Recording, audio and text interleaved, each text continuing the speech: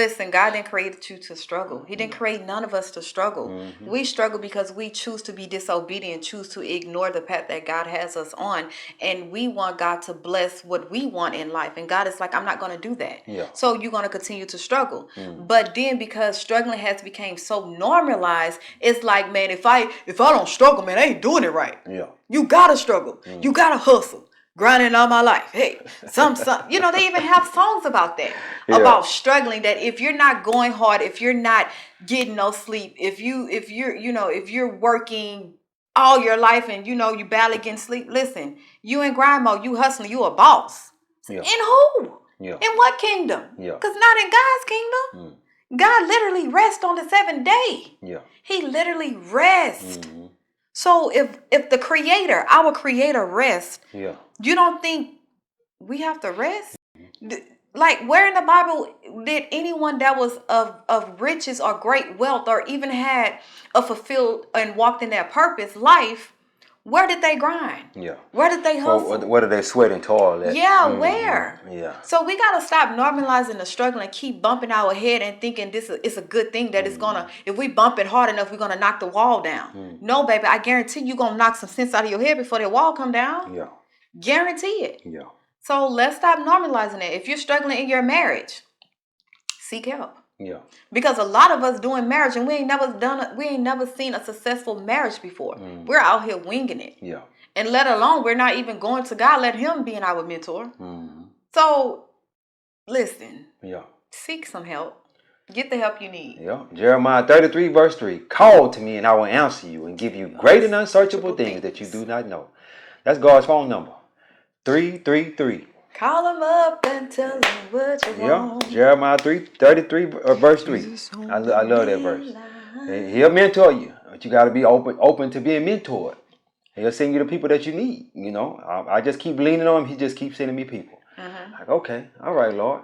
I needed this person, and here they is. But and let me say this too: you got to be the person that's going to attract. You got to be the type of person that's going to attract the people that you want into your life as well. You say, what do you mean by that? Break that down. Yeah. Let me say this, I remember for so many years, I would say, you know, this person ain't gonna help me, or that person ain't gonna help me. I'm not gonna even ask for help and this and that. But little did I know, they were just waiting in the cut for me to ask them. Asking you will receive, seeking you will find, knocking the door will be open to you. They were just waiting for me to ask. And when I asked, they're like, willingly, just openly, just help. But I had to become the person that's open to receiving help first before I could get the help. She'll tell you, her best friend's husband is our pastor. I was reluctant to go to him for many years because she would keep hollering about their business. Oh my God! I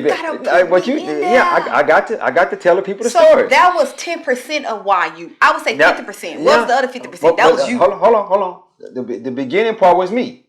I was in my own way about receiving help from the people. Ego. Pride, ego. I'll accept that. Oh, thank you, Jesus. I'm cool with that. Bro. I'm cool with that. Ooh, but that just made me. Boy, that just turned me on, being honest like y'all that. See that rubbing on my arm? I'm just saying, come on, growth. I love honest man. You know, I'll accept that. You know, I received that. You know, I was in my own way in the beginning, but then when I come out of that chair and like, hey man, I'm ready to go. What she do? She started blocking me. She started blocking me. I'm like, hey, hold on. I don't need you blocking me. I'm ready to go now. You know, the Lord that spoke to me. I'm ready. So give me the man number. Let me call the man. Talk to the man. And guess what? I own a Lamborghini now. He helped me get the Lamborghini. So it's like you got to get out of your own way and ask for help. And be the person that's open to receiving help, because I wasn't open to receiving at first, but now I'm open to receiving. And this is the prayer that I pray every single morning, every single day. Dear Lord, send me the person I'm supposed to help today, or the person that you're sending to help me, because I'm open to receiving help just as well as I'm open to giving help. Every single day I say that prayer. And the reason being is because I'm open to receiving now.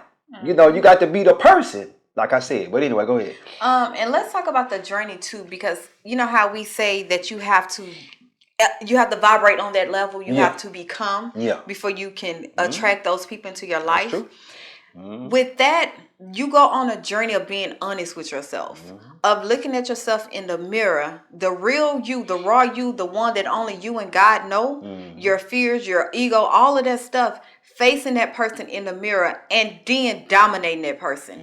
That means you breaking all the walls down, all the ego, the stereotype, like everything in your head that built this person up.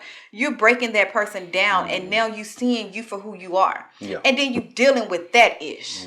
A lot of times we look in a mirror, right? But we don't get to look at our true self. We still look at it in the mirror, but we still looking at that false perception of what we built. Yeah. Right? So it's almost like we're blind to a sense, even though we're looking at ourselves. Yeah. So to get to that point, you have to, when we're talking about vibrating on that level or be open to receive that help or attracting those people, it takes work on your part first, because the right person can come to you and you will feel threatened by it. The right person will come to you and you will feel some type of way about it. Like they're bragging, or they too much, or this person ain't gonna help me. And all they're doing is being them. It ain't got nothing to do with them, but everything to do with you. Yeah. So you got to do the work on self before you even get around those caliber of people that is doing better than you. Yeah. Because you're going to see it as a threat. And you're going to feel like you got to floss. You're going to have to, pop out. And they like, dude, what you doing? That ain't what we do on this level. Yeah.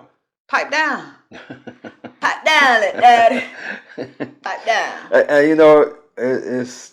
I think it stems back from your paradigm as a child.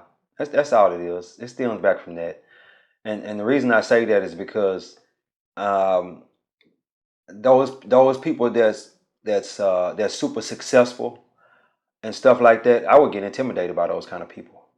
And I'm gonna say that, openly and honest. I used to be intimidated by them kind of people because I felt like they wouldn't help me, and it's just like I guess because I was never around those type of people as a child, or either coming up as a young man. I wasn't around. I was always around people who was always pulling. They need something. I ain't never had nobody that gave, that just give freely without even asking for anything. I never had them type of people around me. And as I get them people around me, I'm like, but guess what? I had to become that person first. You understand what I'm saying? To be freely giving knowledge, freely giving information, freely just giving. And that attracted those people into my life. I was mentoring for 5 years before I even never made for free, before I ever made a dime. You understand what I'm saying? So I was giving before I ever made $1 on mentorship. So that's what I mean by be that person first, and then you'll receive those people into your life. You have to give in order to receive. When you want something to grow up out of the ground, you got to go drop a seed in the ground. You got to give first, and then you receive. Give the earth what you need. You got to give anything. Yeah, if I want a baby, I got to give you that seed. You do, baby. Huh? If I want a home cooked meal, I got to give her them groceries. All that money, so I can go make that groceries. Yeah, that too. That too. So she can go make the food. So you always got to give in order to receive the things that you need in life. Yeah. And mentorship and financially struggling, right? Yeah. Listen. You have to realize that you just have a money problem. I mean, realize that you don't have a money problem. It's all about your mindset and your knowledge. You have a mindset problem. Yes, and your lack of knowledge about money. Because I can guarantee you now, if you really look at your financial situation and you write all your bills and you allocate where all your money is going, it's some things you can cut back that you know that you don't need, and it would drastically change your financial situation. That's too hard, though. Yeah, is it? That's too hard. Because I think being broke is harder. That's too hard. I think living paycheck to paycheck and Paul and all that. I think that's too hard to go through my bank statements and look at all the stuff that I've been spending on. Let me tell you how good technology and God is. You can go to your bank, like if you have, like I have Bank of America, I have Chase. I think Chase do it too, where it look at it. What are you spending? It put it in categories. Yeah. How much you're spending each month or each week, however you set it up. Yeah. But it tells you what percentage you're spending on grocery, gas, and all whatever it is. Yeah. It tells you your percentage and how much. Yeah. It tells you how much is being deposited, how much you're spending. Yeah. It's done for you. Yeah. So it ain't. So I just got to pay attention to it. You just got to talk about have a financial report, financial analysis. Yeah. A lot of times we're in financial situations because we don't talk finance. We don't talk money. We're not having these money conversations. Yeah. And if you're married, you definitely, and you got kids, you definitely need to be having these conversations. Yeah. Because you're not planning for your own future, but you're planning for your kids' future. Like you literally have to plan their future for when they turn 18. Yeah. Or what you gonna do? Just leave them when they turn 18? They out on their own, like your mama or your daddy did you? How did that work for you? Yeah. You know, we gotta really just think about that. If the future the past generations before us never planned and put us in the predicament we're in now, don't you think who is gonna make this change? Like, I need to make this change because I don't want my kids to go through what I had to go through, or what my mama had to go through, what my granny. Like, come on now. Yeah. So have these hard talks. Yeah, you got to have them conversations. I remember recently, our 8-year-old, she was going to school, and she getting lunch at school, and she taking the lunch with her.